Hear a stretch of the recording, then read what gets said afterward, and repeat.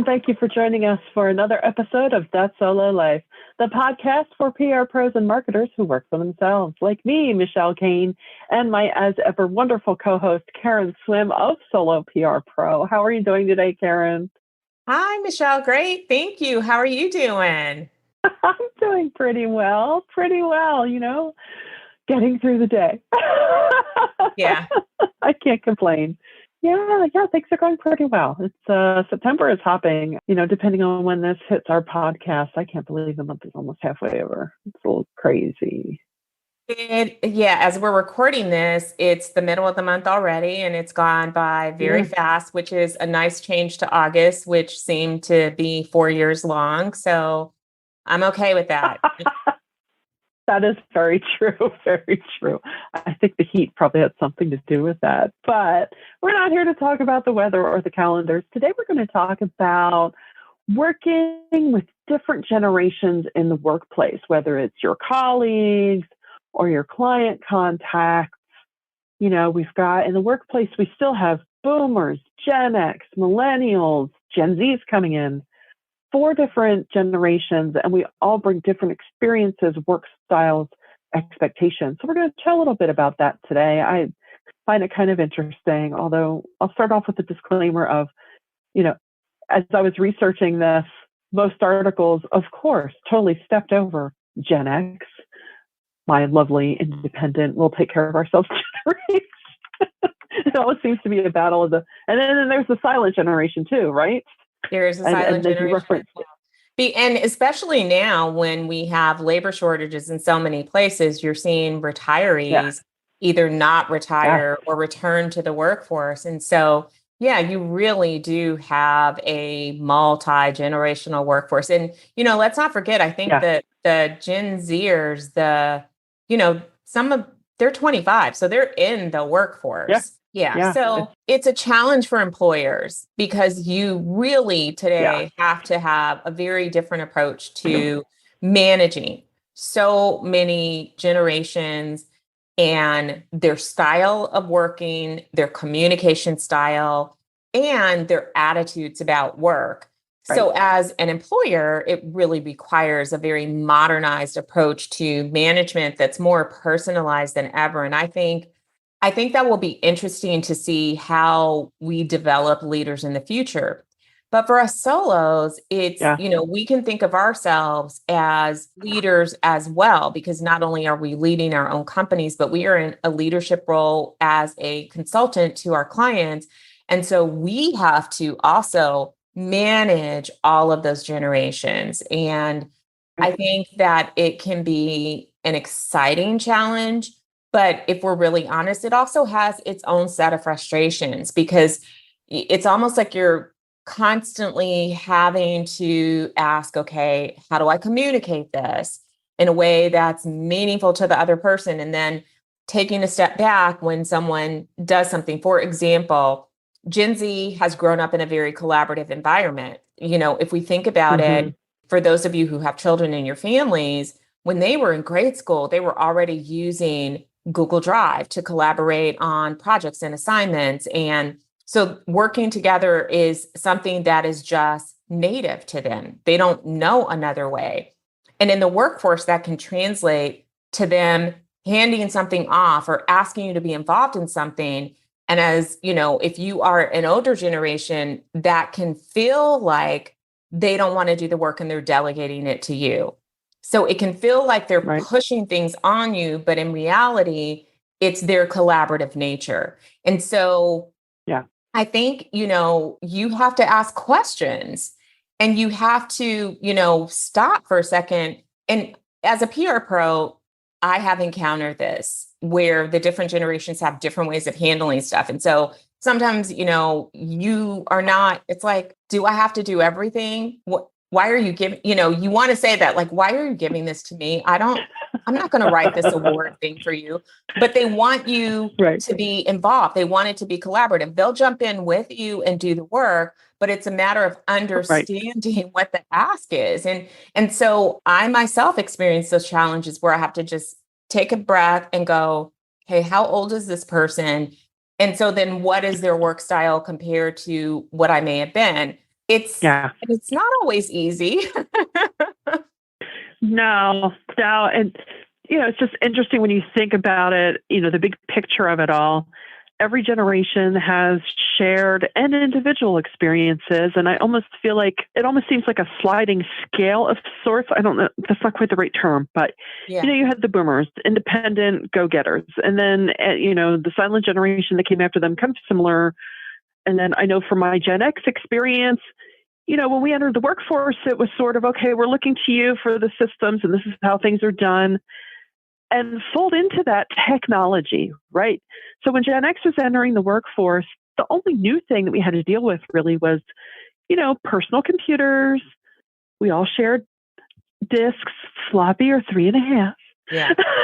And so there was still some kind of sameness. You had the phone. And okay, you didn't even have email yet. Let's even think about that. So then as each new piece of technology comes in, that also brings to the fore of how do you prefer to be contacted? Well, now we have text, we have Slack, we have email, we have no one likes to call each other. We have all different sorts of things. So it's an interesting conglomeration of not just generational outlooks on things, but it's all very much informed by fast changes in technology, which, like you, I find it exciting. It's interesting. I like trying new ways of working. I think sometimes maybe when we hit that wall of, well, are you giving that to me? It's more of a not. And I know in my cases, it's been not knowing, well, what are your expectations? Like, am I doing it right? Am I doing it? Am I doing this well enough for you? Yeah. Kind of paranoia that comes into it. So I think what you say is spot on. Make sure we communicate about each other's needs and expectations and, okay, how are we going to approach this project kind of thing? Yeah. And I think, we talk a lot about setting expectations. And in this case, it's communicating what you expect from the work relationship and checking in. Yeah. And even when you have a handle on some of the nuances of each generation, you still have to take into consideration that you should be treating each person as an individual. So I am Generation Jones, but I really have some tendencies from all of the generations. There are some things where I don't look anything like the people or that the framework of my generation. I don't want to say the people because there are other people that look completely different too. That you have some boomers that really are more Xers, and you have some millennials that, are more Zers or even more Xers. So we have to understand that while there's this general framework, which really those frameworks are constructed around the environment that you grew up in and the things that influenced you, but you can still be, for example, there was a Zer that we were working through something and he's like, can I call you? And I was like, on the phone? I don't ever talk on the phone. And I was like, okay. And it was, and so we think of boomers being the one that's like, oh my God, can we just pick up the phone? But in this case, it was a younger generation person. It's like, hey, let's hop on a call. And I've had that with a lot of younger people. Hey, do you want to hop on a quick call and we get it done and bang it out in 10 minutes and we're done, which is convenient. But that's not my first instinct anymore. My instinct is to, slack it out. Do we have to actually talk? And there's, sometimes there's reasons for that too. I know sometimes I like to have the electronic paper trail of the affirmation of what each person has said, because not because it's not coming from a place of mistrust.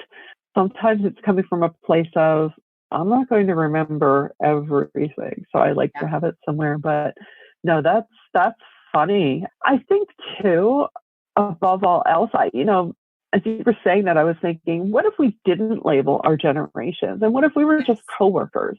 Yes. What does it boil down to? You just want to be respectful of each other. Yes.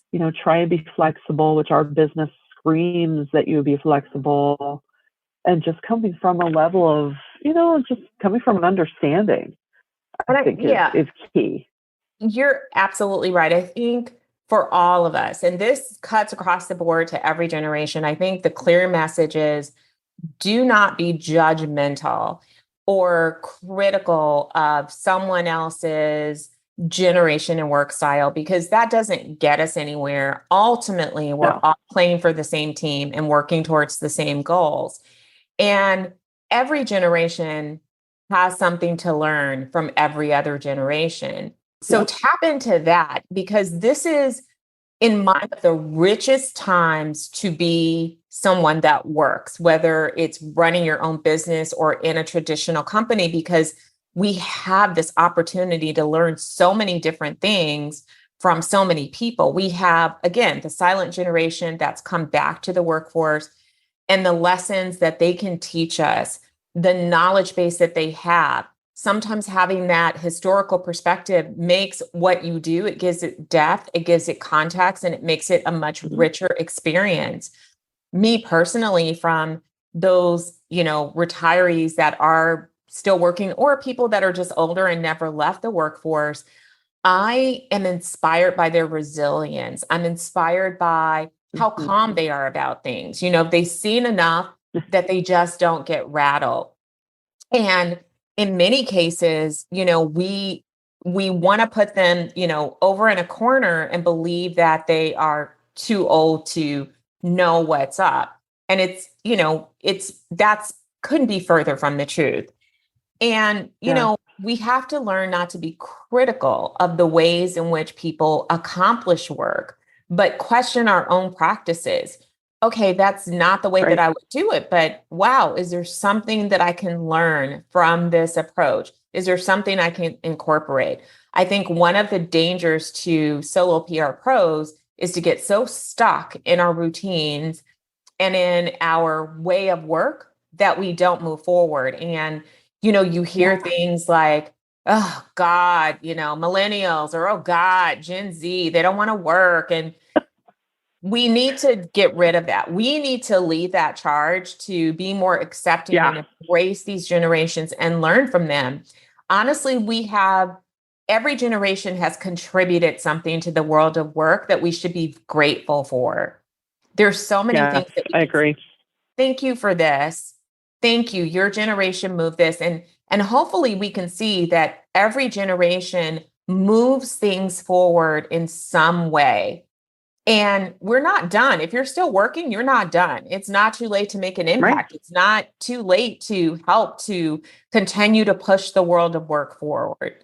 No, that's so true. And it's funny. I laughed to myself a few years ago. I attended, I don't know, it was a one-day seminar, one of those, it was a conference, communications conference. And the focus of the keynote was on target marketing to the millennial mom, which was the hot target demo 5 or 6 years ago, and I'm sure still is. Anyway, and they kept saying the millennial mom wants convenience. She wants this. And I just had to laugh to myself, and I thought, so does this Gen Xer, but I get where you're coming from. I get it. But, it just brought home to me of, yes, I realize, yes, you're going to target market to certain aspects of a generation and a society for your product. It makes sense. But we're all pretty similar, right? In that, yes, we want convenience. We want things to work smoothly, and you can bring that into your workplace. You want to accomplish the same goals. You want fulfillment.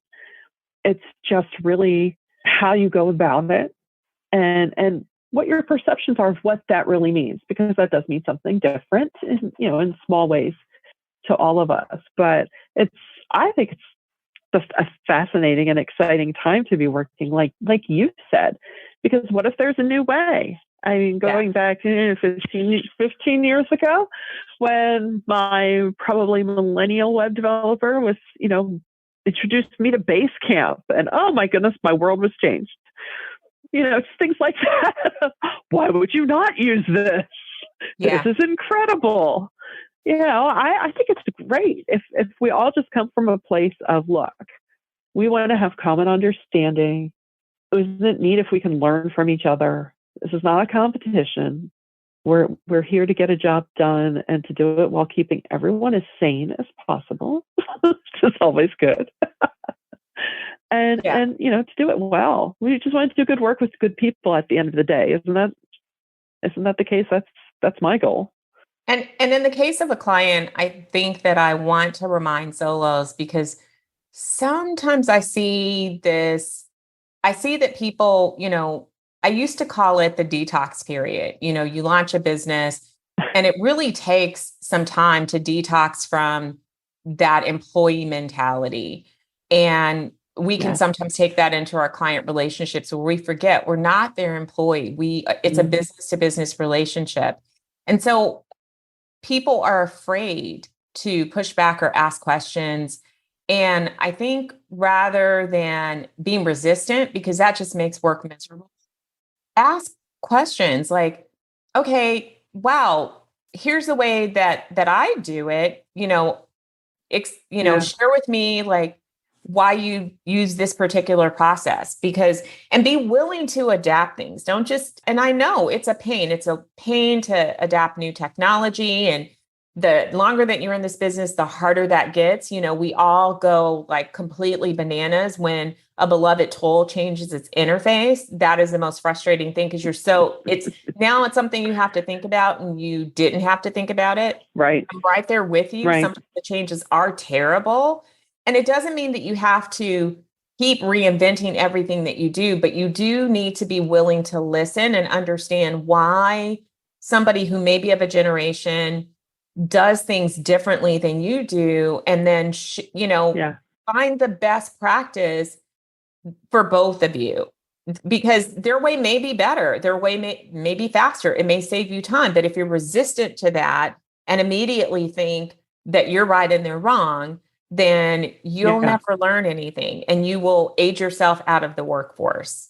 Yes, I think that's the crux of it right there. If you wall yourself in, if you come at this from I have to be right, a position of I must be right and my way is the only way, you're damaging yourself. You really, really are. And we implore you not to do it. I mean, it's not to say, look, certain clients, you might have idiosyncrasies of how they like to communicate. And, even as an employee, as a solo, my approach has always been, hey, I'm here to serve you, not to be in servitude to you, but I'm here to provide you a service. And if this is how you like to do things, hey, who am I to judge? So sometimes you do go along to get along in a client relationship. If it's reasonable, you can try and get them to come to the right side of things sometimes. But it's like, hey, I'm here to make sure that you do well. So if this is how that makes you function well, then I'm all for it. But I mean, that's not really a generational thing per se. Yeah, it's a customer service thing, right? I mean, think about businesses that maybe you have strayed away from and gone to a different business because they have different ways of making an appointment that make it easier for you. So, maybe let's take a doctor, for instance. You have this doctor and, it's not this deep relationship, but, it's a doctor, it's convenient, they're, nearby, but there's another doctor equally nearby, equally as personable that you like, and you'd like the option of having telehealth. Dr. A is like, I'm not dealing with this whole new technology thing. You have to come into my office. You have to call and make an appointment. There's no online way to make an appointment. But if you're somebody who wants those options, who are you going to choose? And so to me, it's the same thing as, having that willingness to adapt some new things for your clients so that you can give them choices. So sometimes that means, if your clients are on Slack and the teams are communicating on Slack, be adaptable to that. You can set boundaries around that. The one great thing about Slack is that you can set yourself away when you need focus time.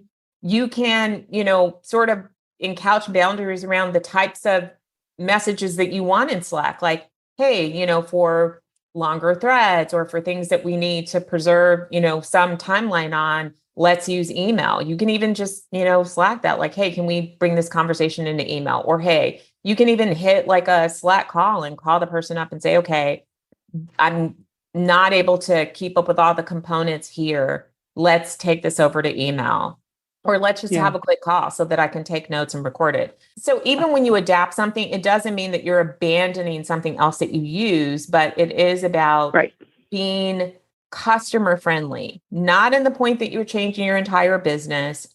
We know who we serve. We know who our best fit is, but in an effort to use an old fashioned term, keep up with the times.